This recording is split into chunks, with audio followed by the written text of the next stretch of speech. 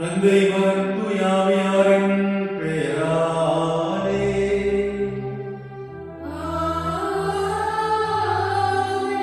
நம் ஆண்டவராகிய இயேசு கிறிஸ்துவின் அருளும் கடவுளின் அன்பும் தூய ஆவியாரின் நட்புறவும் உங்கள் அனைவரோடும் இருப்பதாக.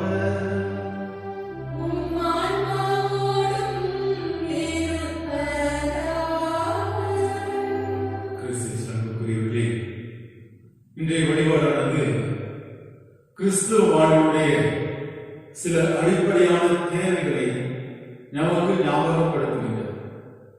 முதலாவதாக, ஒரு கிறிஸ்தவன் மனிதருக்கு உகந்தவைகளே அல்ல, கடவுளுக்கு ஏற்றவை பற்றி சிந்திக்க வேண்டும். இறைவன் எப்படி சிந்திப்பாரோ, இறைவன் எப்படி செயல்படுவாரோ, இறைவன் நம்மிடத்தில் என்ன எதிர்பார்ப்பாரோ அதற்கேற்ப நாம் சிந்தித்து செயல்பட இன்றைய வழிபாடு நம்மை அழைக்கிறது.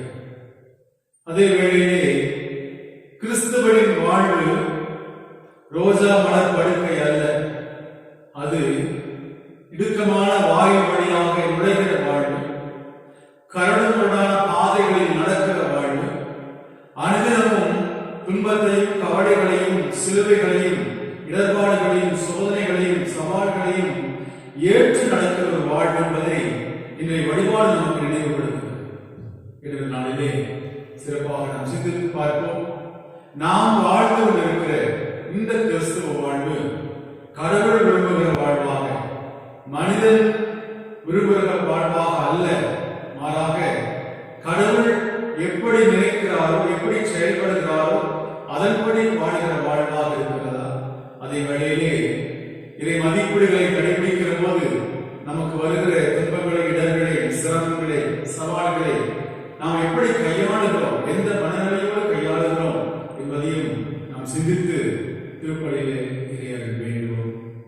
தூய மறை நிகழ்வுகளை கொண்டாட நாம் தகுதி வருகிறது. நம் பாவங்களை ஏற்றுக்கொள்வோம்.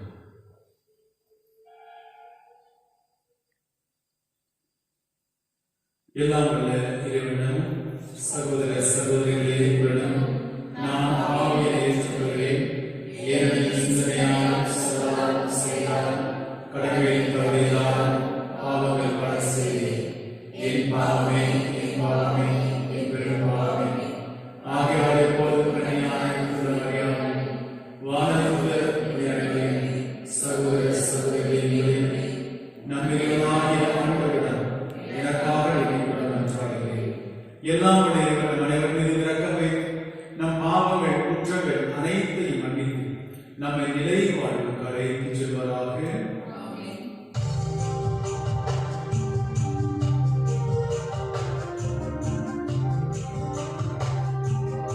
ஆண்டவரே, இரக்கமாயிரும்.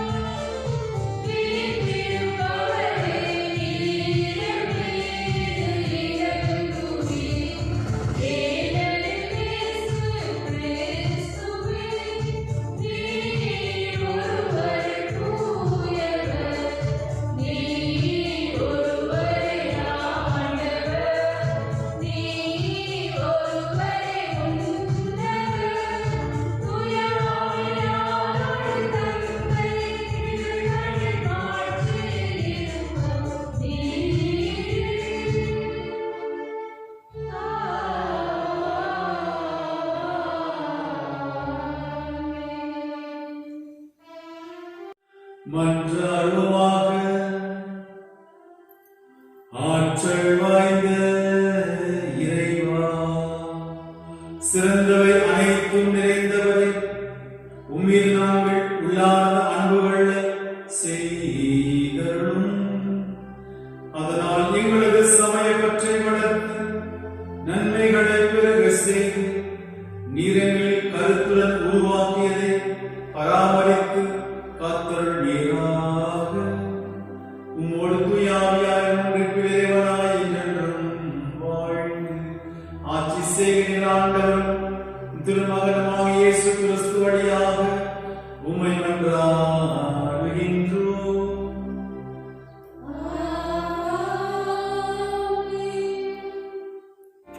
முதல் வாசகம். ஆண்டவரின் வாக்கு என்னை பழிச்சொல்லுக்கும் நகைப்புக்கும் ஆளாக்கியது. இறைவாக்கினர் எரேமியா நூலிலிருந்து வாசகம். அதிகாரம் 20, இறைவார்த்தைகள் 7-9 முடிய. ஆண்டவரே, நீர் என்னை ஏமாற்றிவிட்டீர், நானும் ஏமாந்து போனேன். நீர் என்னை விட வல்லமையுடையவர், என்மேல் வெற்றி கொண்டு விட்டீர். நான் நாள் முழுவதும் நகைப்புக்கும் ஆளானேன். எல்லாரும் என்னை ஏளனம் செய்கிறார்கள். நான் பேசும்போதெல்லாம் வன்முறை, அழிவு என்றே கத்த வேண்டியுள்ளது. ஆண்டவரின் வாக்கு என்னை நாள் முழுதும் பழிச்சொல்லுக்கும் நகைப்புக்கும் ஆளாக்கியது. அவர் பெயரை சொல்ல மாட்டேன், அவர் பெயரால் இனி பேசவும் மாட்டேன் என்பேனாகில், உம் சொல் என் இதயத்தில் பற்றி எரியும் தீ போல் இருக்கின்றது. அது என் எலும்புகளுக்குள் அடைப்பட்டு கிடக்கின்றது. அதனை அடக்கி வைத்து சோர்ந்து போனேன். இனி என்னால் பொறுத்து கொள்ள முடியாது. ஆண்டவரின் அருள்வாக்கு. இறைவா, உமக்கு நன்றி.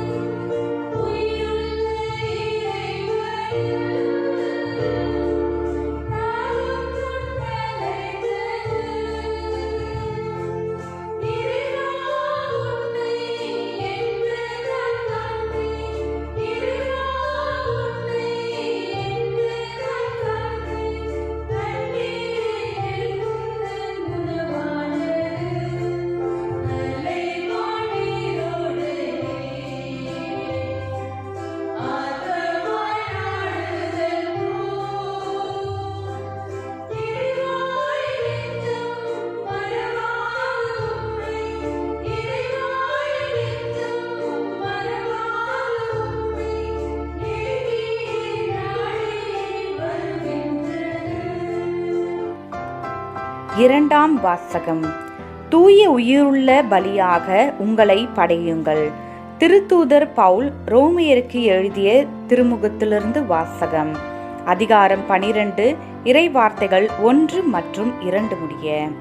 சகோதர சகோதரிகளே, கடவுளுடைய இரத்தத்தை முன்னிட்டு உங்களை வேண்டுகிறேன். கடவுளுக்கு உகந்த தூய உயிருள்ள பலியாக உங்களை படையுங்கள். இதுவே நீங்கள் செய்யும் உள்ளார்ந்த வழிபாடு. இந்த உலகத்தின் போக்கின்படி ஒழுகாதீர்கள். மாறாக உங்கள் உள்ளம் புதுப்பிக்கப் பெற்று மாற்றம் அடைவதாக. அப்போது கடவுளின் திருவுளம் எது என தேர்ந்து தெளிவீர்கள். எது நல்லது, எது உகந்தது, எது நிறைவானது என்பதும் உங்களுக்கு தெளிவாக தெரியும். ஆண்டவரின் அருள்வாக்கு. இறைவா உமக்கு நன்றி.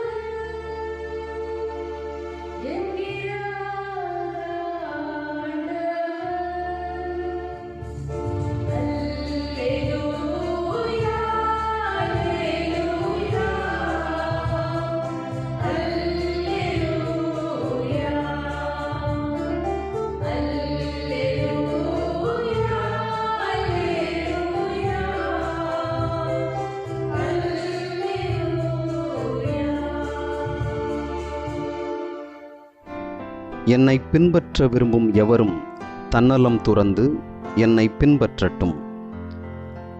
மத்தேயு எழுதிய தூய நற்செய்தியிலிருந்து வாசகம். அதிகாரம் 16. உயிருள்ள இறைவார்த்தைகள் 21 முதல் 27 முடிய.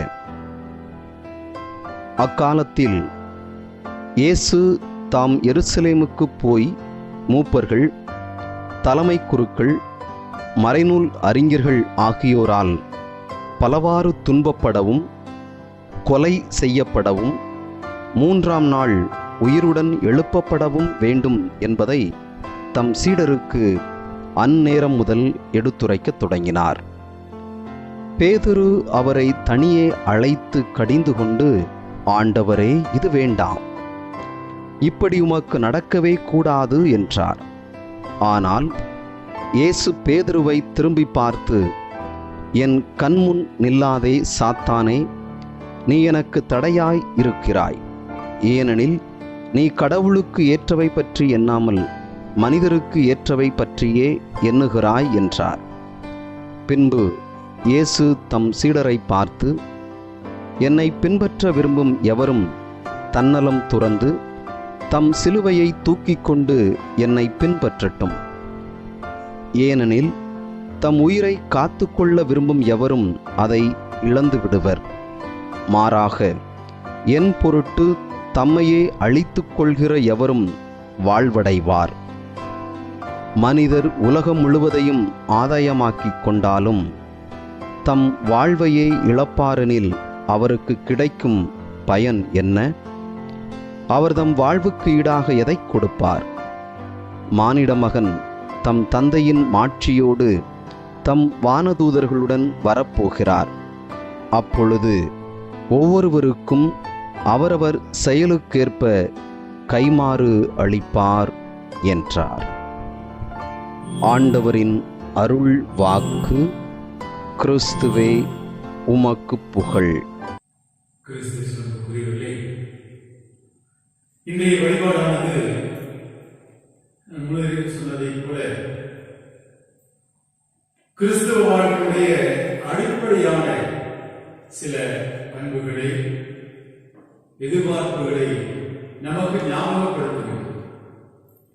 முதலாவதாக, கிறிஸ்தவன் இயேசுவை பின் செல்கின்றவன், இயேசுவை பின் செல்ல தீர்மானித்திருக்கின்றவன் மனிதர் என்பதைப் போல அல்ல, கடவுள் நினைப்பதைப் போல நினைக்கிறது. கடவுளுடைய சிந்தனைகளை, அவருடைய வழிமுறைகளை, அவருடைய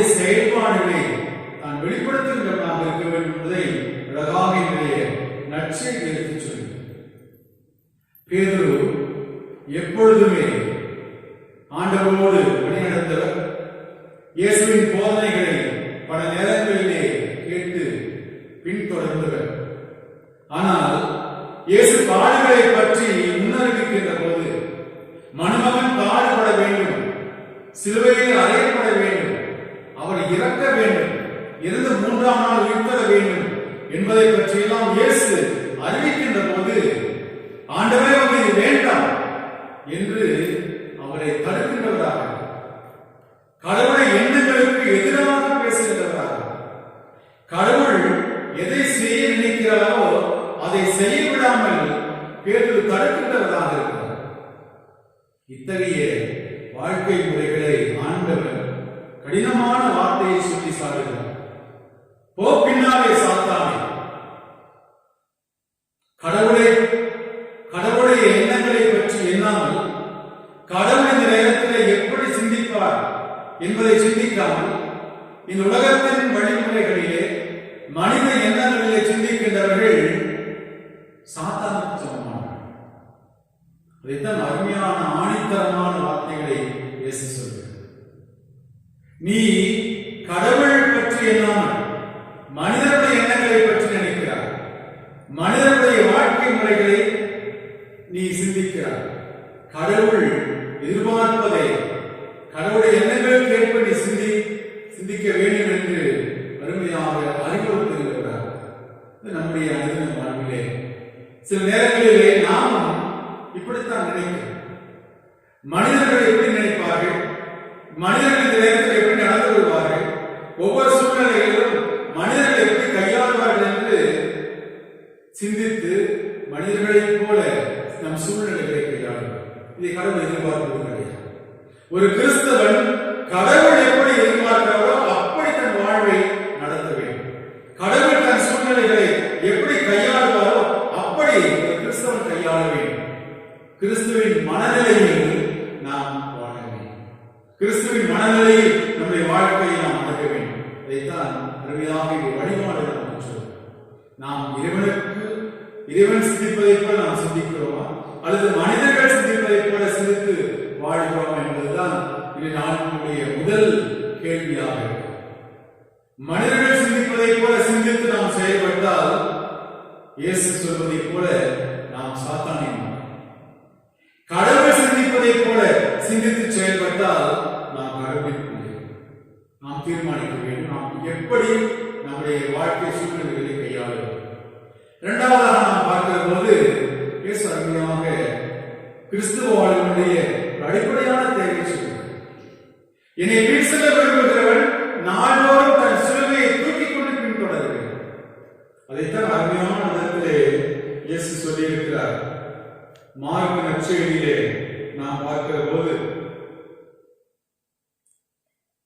மத்தேயு நற்செய்தி நாம் பார்க்கிற போது 10ஆம் அதிகாரத்திலே 37ஆம் வாக்கியத்திலே, என்னை விட தன் தந்தையோ தாயையோ மிகுந்த அன்பு கொண்டிருக்கின்றவர் என்னுடையோர் என கருதப்பட தகுதி அற்றவர் என்று சொல்கிறார். கடவுளுக்கு நாம் முதலிடம் கொடுத்து வாழ வேண்டும். கடவுளுக்கு முதலிடம் கொடுத்து வாழ்கிற போது எல்லாவற்றிலும் நாம் மேன்மையாக இருந்து வைக்கிறோம். கடவுளுக்கு முதலிடம் கொடுத்து வாழ வேண்டும், முக்கியத்துவம் கொடுத்து வாழ வேண்டும், சிறப்பான இடத்தை இறைவனுக்கு கொடுக்க வேண்டும். இறைவனுக்கு கொடுக்கக்கூடிய இடத்தை இந்த உலகிலே யாருக்கும் நாம் கொடுக்கக்கூடாது என்பதையும் அழகாக இயேசு சொல்லியிருக்கிறார். பவுல் பிலிப்பியருக்கு எழுதிய திருமுகத்தில் 3ஆம் அதிகாரத்திலே 8ஆம் வாக்கியத்தில் அழகாக சொல்கிறார். இயேசு கிறிஸ்துவை அரிதாகிய ஒப்பற்ற செல்வத்தின் பொருட்டு நான் அனைத்தையும் குப்பை என கருதுகிறேன் என்று சொல்கிறார். இயேசுவின் முன்பாக இயேசுவோடு இணைத்து பார்க்கிற போது இந்த உலகத்துடைய எல்லாம் குப்பை. இதுதான் ஒரு கிறிஸ்துவ மனநிலையாக இருக்க வேண்டும் என்பதையும் இந்த நாளில் இயேசு சொல்கிறார். கடவுளுக்காக நம் சிரமங்களையும் சவால்களையும் என் துன்பங்களையும் சிலுவைகளையும் சுமக்க தயாராக இருக்க வேண்டும். ஒரு முறை ஒரு நண்பர் கடைக்கு சென்று புதிதாக ஒரு ஹெல்மெட் வாங்குகிறார். கடைக்காரர்களை பார்த்து கேட்கிறார், புதுசா ஹெல்மெட் வாங்குறீங்க, என்ன பைக் வாங்கிருக்கீங்க? உடனே அந்த நண்பர் சொன்னாரா, பைக்கெல்லாம் எதுவும் வாங்கல, என் மனைவி புதுசா பூரி கட்ட வாங்கியிருக்கிறார், அதுக்காக என்னை தற்காத்துக் கொள்வதற்காக இந்த ஹெல்மெட்டை வாங்கினேன். இன்றைய காலகட்டங்களிலே துன்பங்களை ஏற்றுக்கொள்ள மனமில்லை. துன்பங்களிலிருந்து விலகி வரக்கூடிய மனநிலையில் தான் பலரும் வாழ்ந்து கொண்டிருக்கும். ஆனால் இயேசு என் நாளிலே ஆணித்தரமாக சொன்னார், நீ என்னை பின் செல்ல விரும்பினால் உன் அனைத்து சிலுவைகளை, துன்பங்களை, துயரங்களை, கவலைகளை, கஷ்டங்களை, இடர்பாடுகளை, சிலுவைகளை, சவால்களை நீ எதிர்கொள்ள வேண்டும் என்று சொன்னார். சவால்களை எதிர்கொள்ளாமல் சிலுவையை சுமக்காமல் நம் இயேசுவை பின் செல்வது என்பது முடியாத ஒரு காரியமாக இதைத்தான் லூக்கா நற்செய்தியிலே 9ஆம் அதிகாரத்தில் 62வது வாக்கியத்திலே இயேசு அழகாக சொல்கிறார், என்னை பின் செல்ல விரும்புகிறவன் கலப்பையில் கை வைத்தபின் திரும்பி பார்க்கிற எவனும் இறை அரசுக்கு தகுதியற்றவர். இது நாம் இறைவனை பின் செல்ல தீர்மானிக்கிறோம். ஞானஸ்தானத்தின் வழியாக இதோ கடவுளின் பிள்ளைகளாக நாம் மாறி இருக்கிறோம். கடவுளுடைய அருள் கொடைகளை, அருள் சாதனைகளை நாம் பெற்றிருக்கிறோம் என்றால் இறை அரசின் மதிப்பீடுகளை நாம் ஒவ்வொரு நாளும் கடைபிடிக்கிறோம். இறையரசின் மதிப்பீடுகளை கடைபிடிப்பதை விட்டுவிட்டு நாம் திரும்பி பார்த்தோம் என்றால் அந்த மதிப்பீடுகளிலிருந்து மாற்று வாழ்க்கை வாழ ஆரம்பித்தோம் என்றால் நாம் இறையரசுக்கு தகுதியற்றவர்கள் என்று இயேசு அழகான விதத்திலே இந்த நாளில் சொல்கிறார். நாம் சிந்தித்து பார்ப்போம், நாம் கடவுளுக்கு ஏற்றவை பற்றி சிந்திக்கிறோமா அல்லது இந்த மனிதனுக்கு ஏற்றவை பற்றி சிந்திக்கிறோமா என்பது முதலாவதாக நாம் சிந்திக்க வேண்டிய காரியம். இரண்டாவதாக, இயேசுவை பின் செல்ல தீர்மானித்திருக்கிற நாம் நம் வாழ்க்கை ஓட்டத்தில் வருகிற துன்பங்களை, கவலைகளை, சிலுவைகளை, கஷ்டங்களை, சிரமங்களை, சவால்களை எப்படி கையாளுகிறோம்? இன்றைய முதல் வாசகம் அழகாக சொல்கிறது, இறைவாக்கினர் எத்தனையோ துன்பங்களை அவர் தாங்கிக் கொள்கிறார். இறைவனுடைய அழைப்பை ஏற்றுக்கொண்டு ஒரு இறைவாக்கினராக மக்களுக்கு நல்லதை சொல்கிறார். ஆனால் அவருக்கு கிடைத்ததெல்லாம் துன்பம். ஆளும் பேரத்திலே அவரை தள்ளிவிடுகிறார். இந்த ஊரை விட்டு விளக்க வேண்டும் என்று அவர் நினைக்கிறார். பலவிதமான துன்பங்களை கொடுக்கிறார். இருந்தாலும் அவர் சொல்லுகிற வார்த்தை, எனக்கு கொடுக்கப்பட்ட வார்த்தைகளை நான் சொல்லவில்லை என்றால் என் இதயம் உருகி போய்விடுகிறது. ஆண்டவரே, நீர் என்னை மயக்கி விட்டு நான் மயங்கி போனேன். நீ சொல்வதை என்னால் அறிவிக்காமல் இருக்க முடியாது என்று சொல்றேன். இந்த நாளிலே நான் சிந்தித்துப்பார், இறைவன் நம்மிடத்திலே இத்தகைய ஒரு வாழ்க்கை முறையை தந்திருப்பார். இறையரசின் மதிப்பீடுகளுக்காக கடைபிடிக்கிற போது வருகிற துன்பங்களை மனஉறுதியோடு தாங்கி உண்மைக்கும் நீதிக்கும் சார்ந்து பகிர்ந்து வாழ தேவையான வரங்களை தொடர்ந்து திருப்பதில் நாம் ஜெபிப்போம். இறைவன் நம்மை ஆசீர்வதிப்பாராக.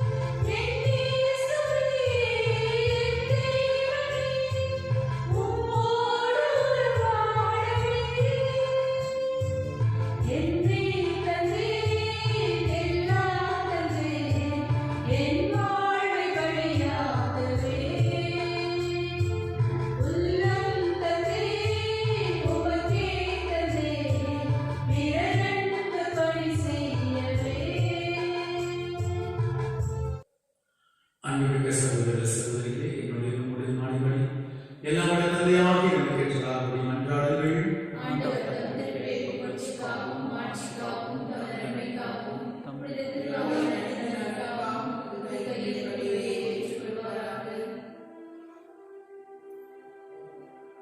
ஆண்டவரே, என்னும் புனிதமான காணிக்கை மீட்பளிக்கும் ஆசிரியங்கள் மீது பொழிவதாக. இவ்வாறு அருளடையாள முறையில் நிகழ்ந்த திருப்பலி உமது ஆற்றலால் நிறைவு பெறுவதாக எங்கள் ஆண்டவராகிய இயேசு கிறிஸ்து வழியாக உம்மை மன்றாடுகின்றோம்.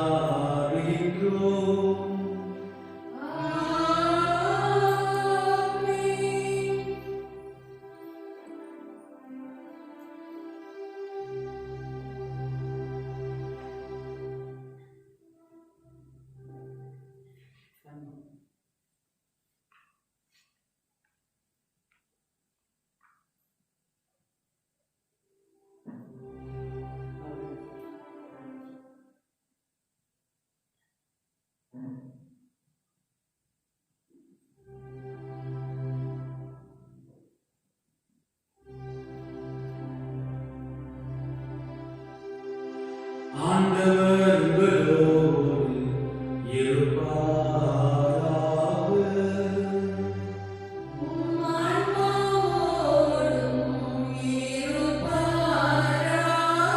இதயங்களை மேலே எழுப்புங்கள்.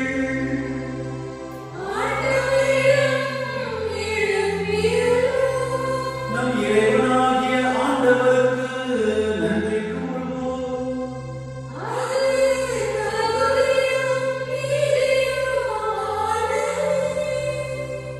ஆண்டவரே, தூயவரான தந்தை, என்றும் எல்லாம் விடையிலும் என்னால் விடத்தில் நாங்கள் உமக்கு நன்றி செலுத்துவோம். மெய்யாகவே தகுதி நீதியுமா எங்கள் கடமை மீட்புக்குரிய செய்யுமா. உம்முடைய அன்பு திருமகன் வழியாக நீர் மனித இனங்களை படைப்பதை போல மிகுந்த கனிவிறக்கத்தால் அவற்றை புதுப்பிக்கவும் திருவிடமாய். ஆகவே படைப்புகள் அனைத்தும் உமக்கு பணிபுரிகின்றன. மீட்படைந்தோர் அனைவரும் உம்மை ஏற்றவாறு புகழ்கின்றன. உம்முடைய பிள்ளைகளும் ஒரே இதயத்தோராய் உம்மை போற்றுகின்றனர். ஆகவே வானதூதர் அனைவரும் சேர்ந்து நாங்களும் ஒரே குரலாய் பாடுவதாவது.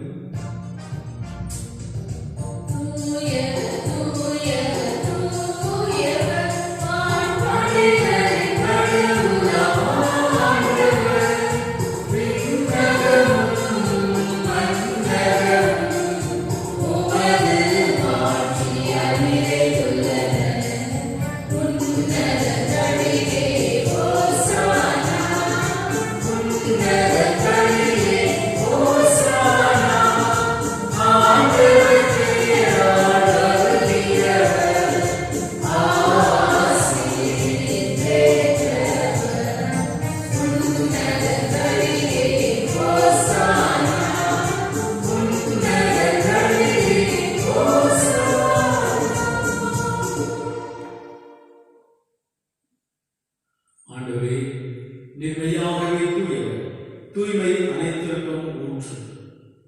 ஆகவே உங்களுடைய ஆவியை பொழிந்து இந்த காணிக்கைகளை தூய்மைப்படுத்த வேண்டும். இவ்வாறு ஆண்டவர் இயேசு கிறிஸ்துவின் உடலும் இரத்தமுமாக எங்களுக்கு இவை மாறுவதாக. அவர் பாடுபட உடல் கடைந்து தம்மை கையெழுத்தபோது அப்பத்தை எடுத்து நன்றி செலுத்தி அதை விட்டு தம் சீடர்களுக்கு தந்து கூறினார். அனைவரும் இதிலிருந்து பெற்று உண்ணுங்கள், ஏனெனில் இது உங்களுக்காக கையளிக்கப்படும் என் உடல்.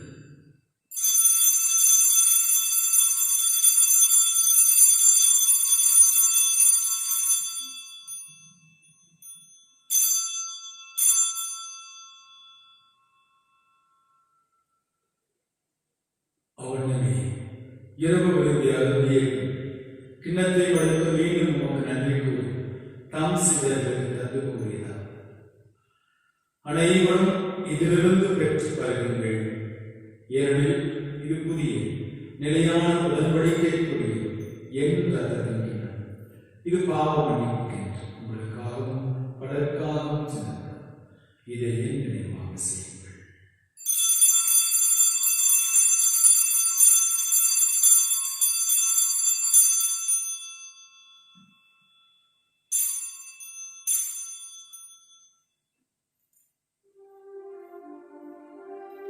நம்பிக்கையின் மறைபொருள்.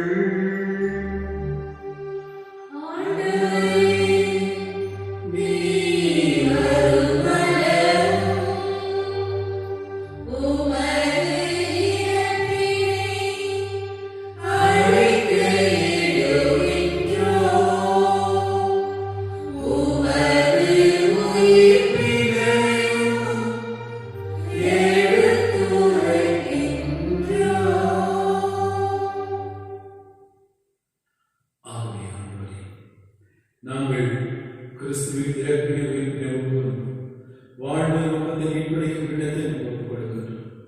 உந்திரமன் என்று உனக்கு ஊழிய மொழி தகுந்தவர்கள் என்று ஏற்றுக்கொண்டேன். எனவே நாங்கள் செலுத்துகிறோம். மேலும் கிறிஸ்துவின் உடலும் ரத்தத்தில் பங்குகளை தூய ஆவியார் ஒன்று சேர்க்க வேண்டும் உம்மை தாழ்வோடு நன்றாக. ஆண்டவரே, உலகெங்கும் பரவி இருக்கும் உமது திருச்சபை சிறப்பாக எங்கள் திருத்தந்தை பிரான்சிஸ் எங்கள் ஆயிரம் மகராஜ், ஏனைய ஆயர்கள், திருப்பணியாளர்கள், துறவியர், பொது நிலையராகிய அனைவரையும் நினைவு கூறுவர். எங்கள் ஒவ்வொருவரையும் உமது அன்பின் நிறைவை அடைய செய்கிறது. மேலும் உத்தரம் எதிர்நோக்குடன் துயில்படுகிற எங்கள் சகோதர சகோதரிகளை குறிப்பாக நாங்கள் இன்று நினைவு கூறுகிற ஒவ்வொரு ஆன்மாக்களுக்கும் நித்திய இறைவாதலை அந்த வேண்டும் நான் சொல்கிறேன். எங்கள் அனைவர் மீது இரக்கமாய் கடவுளின் கன்னித்தாயான புனித மரியாம், அவருடைய கணவரான புனித யோசேப்பு, புனித திருத்தூதர்கள், இவ்வுலகுக்கு ஏற்றவராக இருந்த புனித ஆகியோர் அனைவரும் நாங்கள் நிலையை வாழ்வோம் பங்கு கொள்ளும் தகுதி பெற்று திருமண இயேசு கிறிஸ்து வழியாக உண்மை புகழ்ந்தேற்று வரவேண்டும். உண்மை மன்றாடுகிறோம்.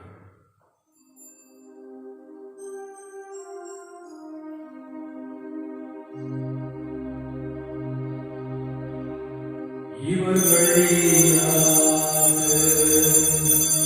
இவரோடு இவரில் எல்லாம் வல்ல இறைவனாகிய தந்தையே, தூய ஆவியாரின் ஒன்றிப்பில் எல்லா புகழும் ஆட்சியும் என்றென்றும் உமக்கு உரியதே.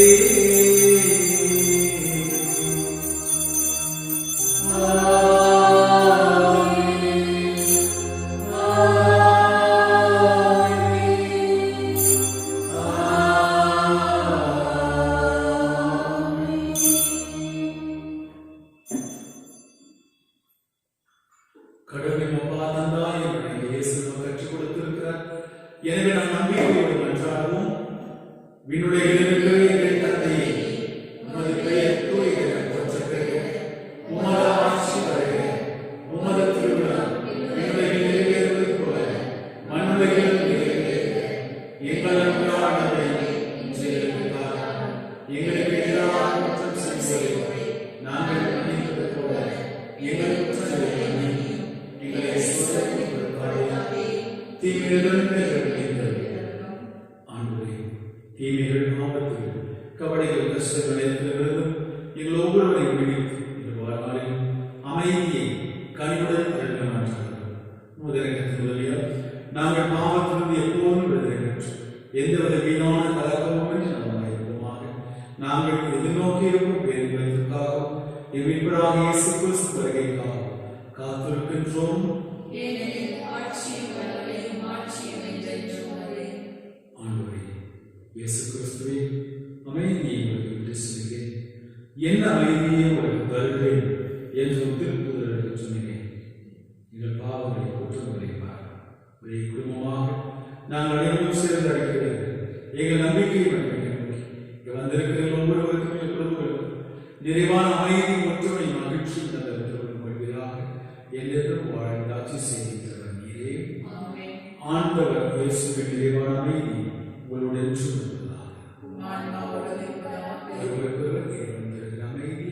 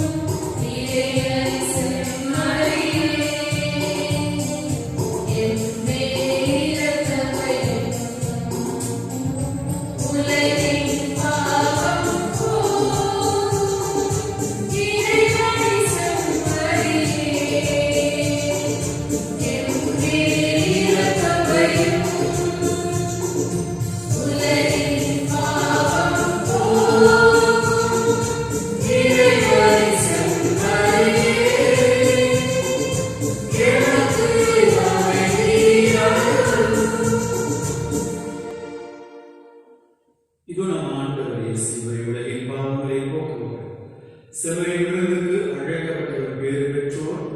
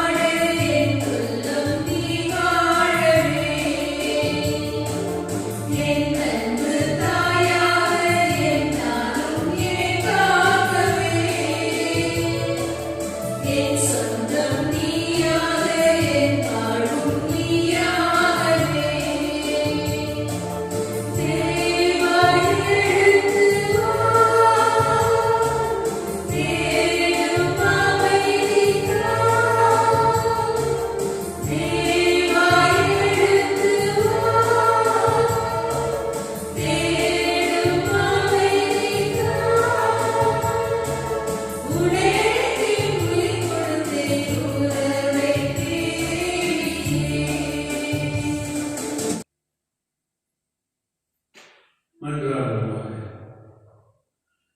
எங்களது தந்தை இறைவா, இந்த அருமையான நாளுக்காக நன்றி செலுத்துகிறோம்.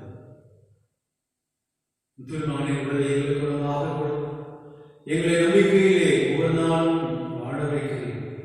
ஆண்டவரே, இந்த நாளில் நாங்கள் சிந்தித்திருப்பதை போல உம்மை பின் சென்று வாழ தீர்மானித்திருக்கிற நாங்கள் கடவுளுக்குரியவை பற்றிய நாங்கள் மனிதருக்குரியவை பற்றிய நாட்களுக்காக மனவரைந்து இடத்தில் மன்னிக்க வேண்டும். நாங்கள் எல்லா சூழ்நிலைகளிலும் உம்முடைய மனநிலையில் சிந்தித்து செயல்பட தேவையான அருள் வரங்களை எங்கள் மீது பொழிந்துள்ளார். நாங்கள் மனிதருக்குரியவை பற்றி எண்ணினால் நாங்கள் சாத்தானின் பிள்ளைகள் என்பதை இந்த நாளிலே பெற்றுள்ளீர்கள். இறைவா, உம்முடைய மனநிலையில் நாங்கள் சிந்திக்கிறோம். நீர் எண்ணுவதைப் போல் நாங்கள் எண்ணி வாழ தேவையான வரங்களை எங்கள் மீது பொழியுங்கள். கிறிஸ்துவ வாழ்விலே நாங்கள் சந்திக்கிற துன்பங்கள், துயரங்கள், கஷ்டங்கள், கவலைகள், இடர்பாடுகள், சிலுவைகள், சவால்கள், இவைகளை மன உறுதியோடு நாங்கள் சுமந்து கொண்டு பின்தொடரக்கூடிய அருள் வரங்களை எங்கள் மீது பொழிந்திருக்கிறார். இறைவா, இந்த நெருக்கடியான சூழ்நிலைகளிலே நேரடியாக திருப்படியை காண முடியாமல் தொலைக்காட்சியிலும் தொலைபேசியிலும் திருப்படியை கண்டு ஜெபிக்கிற ஒவ்வொரு மக்களையும் ஆசிரியர் உம்முடைய பிரசன்னம் அவரோடு இருக்கிறது என்பதை உணரச் செய்கிறது. மீண்டுமாய் நாங்கள் இயல்பான நிலைக்கு வருகிற போது அவர்கள் உம்முடைய அன்பின் பிள்ளைகளா உம்முடைய அன்பை இன்னும் அதிகமாய் உணர்ந்து கொள்ளக்கூடிய விதத்தில் இந்த காலகட்டங்களில் அவர்களை ஆசீர்வதித்திருக்கிறார். இந்த சூழ்நிலைகள் எந்த விதத்திலும் அவர்கள் விசுவாசத்தை சீர்குலைக்காமல் இருக்க நீரே அவர்களை பாதுகாத்தார். எங்கள் ஒவ்வொருவரையும் தனிப்பட்ட தேவைகளை, விண்ணப்பங்களை, வேண்டுதல்களை, எதிர்பார்ப்புகளையும், ஆசைகளையும் ஆண்டவரை ஒவ்வொரு விருப்பத்தையும் நிறைவேற்ற எங்களை நம்பிக்கையை முறையில் நடத்தி சென்று ஆசீர்வதிக்க வேண்டும். எங்கள் ஆண்டவராக இயேசு கிறிஸ்து வழியாக மன்றாடுகிறோம். ஆண்டவரோடு இருப்பவராக எல்லாம் தந்தை, மகன், தூய ஆவியார் உங்களை ஆசீர்வதித்து காப்பாராக. இறைவனின் அன்பில் வாழ சென்று வாழ திருப்பணி நிறைவேற்றது.